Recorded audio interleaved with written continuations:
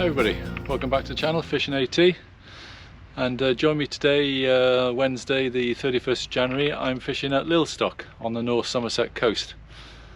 You might be able to see Hinkley Point in the background, or the Hinkley Point construction site. It's 1:30 in the afternoon. We've got a 4 o'clock low tide, and we've got about an 8 metre tidal difference on the Hinkley Point scale. Low water 2 meters, high water just over 10. So it's not a big spring tide, it's a sort of middle sort of tide. And I'm not fishing on the reefs. Only the second time I've fished Lilstock. I'm actually fishing, as you look out to the water, there's a mark called the Pipe. And I'm about I don't know, 150 yards to the left of that as you're looking out to sea. If you want to know more about the mark, there's quite a good description on the Veals Mail Order channel, Bristol Channel marks. It describes a lot of marks for the Bristol Channel. Lilstock is one of them. All I would say is if you're coming down here, the track, the last 200 meters track, if you're, you know, like your car or whatever, and you're pretty low to the ground, you might have a problem getting to the mark, because the road is pretty bad now, very badly potholed. So just bear that in mind if you come into the car park, and obey the signs. Yeah, basically don't come through the gate or open the gate and drive up to the water's edge. Just park in the car park area and respect the cleanliness of the mark, because it's private land. I picked up some worm baits today at Real Fun Fishing in Portishead. I've got some smallish ragworm.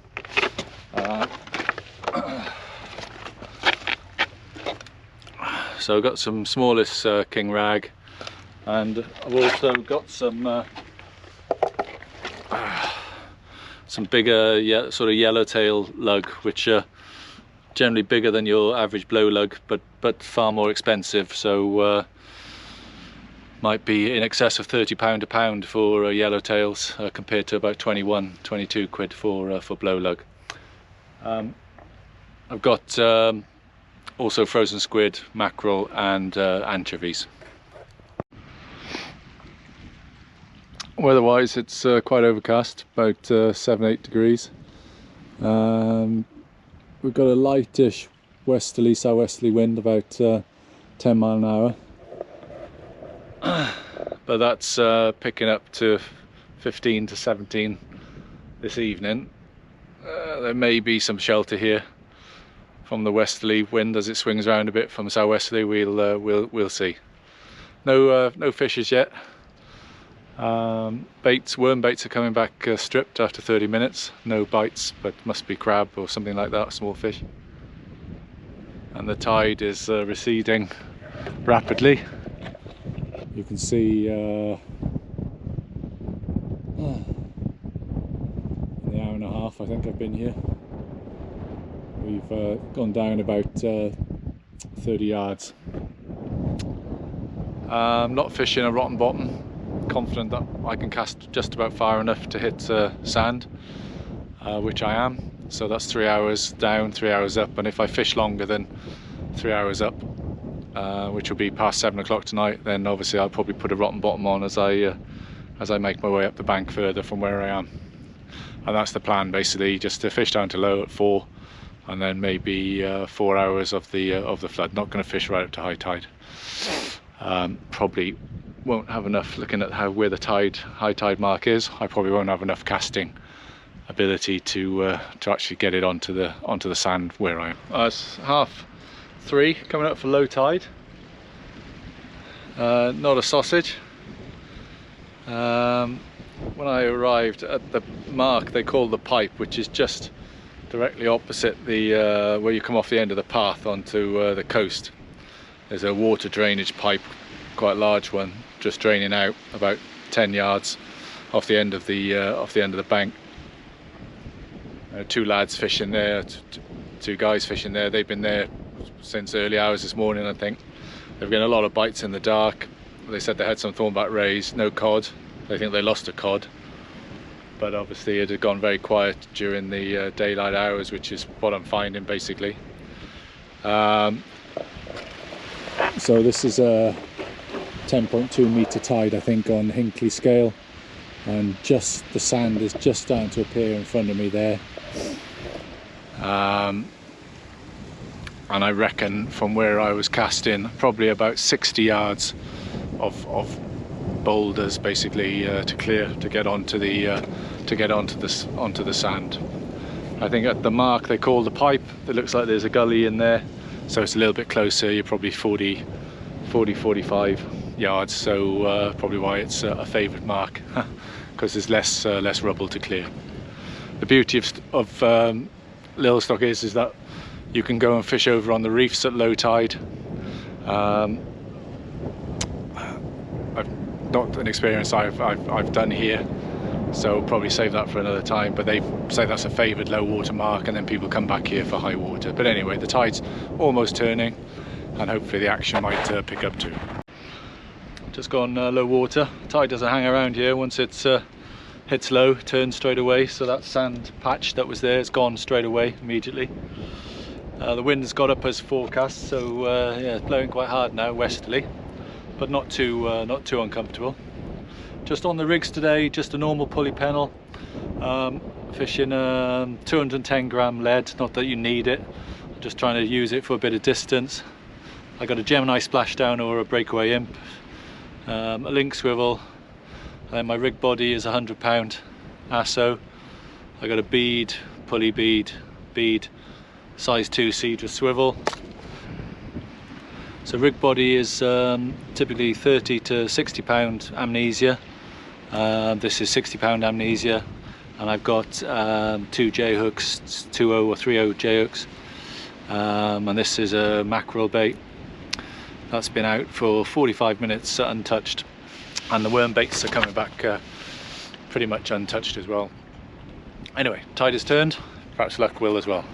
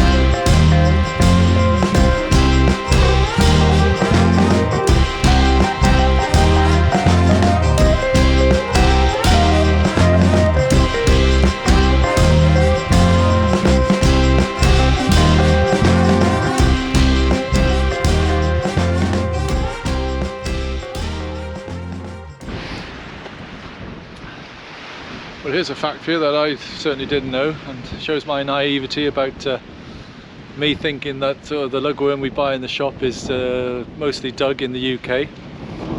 But I had an interesting chat with the guys in Real Fun Fishing in Portishead today. And basically they're saying the majority of the lug in the UK is dredged off Holland, and probably explains why you can get so much of it. Yeah, so there's me thinking, yeah, there's a poor old man digging it in a trench on some beach, but actually it's being dredged. So I'm going to have a Google on that when I get home and see about that. But that was quite interesting. That was quite an interesting fact that I picked up this morning. So thanks, guys. Yeah. Anyway, fishing wise, still very quiet. Even the worm baits are coming back untouched, but the tide is pushing in strong, hard. It doesn't hang around. It's as I said earlier, that sand patch was there, tide turned, wallop gone straight away. So on a 10-meter tide, as I said, 10.2 I think it is today, Hinkley point scale, you can just about the sand is just about showing in front of the pipe and on the mark where I am, which is about 150 yards to the left. Obviously tides can be much bigger than that in the Bristol Channel, so if, say for example, it was a 12-meter tide at Hinkley Point, then you would be you might have 100 yards of sand in front of you. So just something to bear in mind. But obviously you've always got the reefs down towards sort of Cornwall way, you know, heading that way, to fish at low water, something that I don't have the experience of. Anyway, 20 to 5, almost time to get the lights out, and hopefully, well, I said turn of the tide, would that change anything? It did. Maybe getting dark might bring a bite or two. Anyway, let's keep going. I've actually got a bite on the right hand rod. Wow.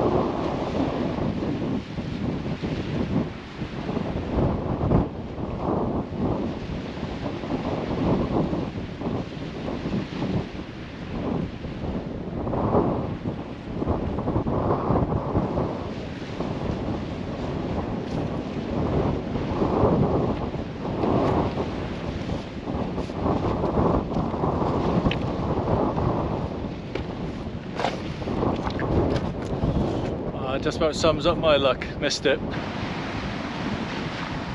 Well, it's 5:30. I had a slackline bite which I left on a rag and squid pulley, sorry, lug and squid pulley. Didn't think there was anything there, so I wound in to change the bait, and there was this little conger, about a pound, just sat on the bait. So the blank is beaten. I had a couple of bites since it's been dark, so that's good. The last half an hour had one on the scratching rig. Obviously I had that bite earlier on that I missed on the loop rig, but anyway, happy with that little conger. Let's get him unhooked and put back in. It's 7:15, about 3.5 hours after low tide. Pretty wild here now, really westerly, really blowing in hard. Last cast is in. Haven't had anything else other than that conger, no more bites either. So as soon as the bites started, I had 3 bites and 3 casts. They stopped. So, but anyway, that's fishing. That's why we love it, that's why we hate it. It can be very frustrating, but I've had a nice afternoon out in Lilstock. So I'd like to thank everybody who's been watching, liking and subscribing. Not a lot of fish going on, but hopefully you get a flavour of the marks. You know, with the drone footage and stuff like that, you get to see what the marks are like. And as I said, for this mark in particular, you can read about it on the Veals Mail Order channel, Google Earth. Currently its images are probably at about this sort of tide, so maybe a little bit less, maybe 9.5 meters, so it gives you an idea of the layout of the land, certainly at this part where I've fished today. Anyway, from a rather windy Lilstock, take care, and if you're out, be safe and good luck, and we'll see you all again soon. Bye now, bye.